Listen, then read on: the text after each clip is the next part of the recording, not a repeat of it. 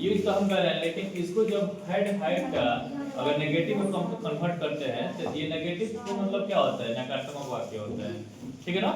Sentence का अर्थ होता है वाक्य, और नेगेटिव का मतलब होता है नकारात्मक। जब कोई भी सेंटेंस अगर नेगेटिव में रहता है तो उस सेंटेंस में क्या लगाया जाता है, नॉट का यूज किया जाता है, ठीक है ना। तो कह रहा है कि यूज ऑफ हैड, और इसको कहाँ कन्वर्ट करना है, नेगेटिव सेंटेंस में कन्वर्ट करना है। जब वाक्य में नेगेटिव सेंटेंस बनाने के लिए हैड के, ठीक है ना, हैड के बाद कहीं नॉट लगता है तो कहीं नो लगता है, कहीं नो भी लगता है, कहीं नॉट लगता है।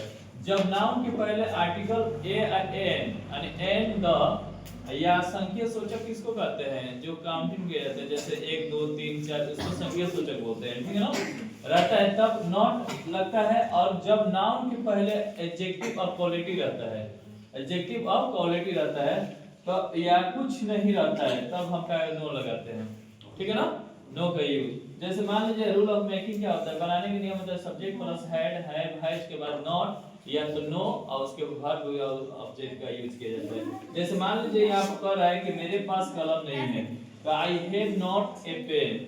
दूसरे सेंटेंस में क्या कह रहा है कि आई हैव नो पेन। यानी इस तरह भी बना सकते हैं, ऊपर वाला भी जैसे है वैसे बना सकते हैं।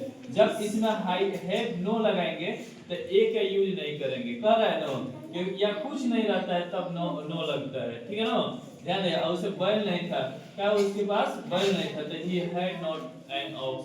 और उसको अगर मान लीजिए दूसरे तरह से सेंटेंस बनाएंगे तो आई ही हैड नो ऑक्स लिखेंगे, ठीक है ना। ओके, चलिए।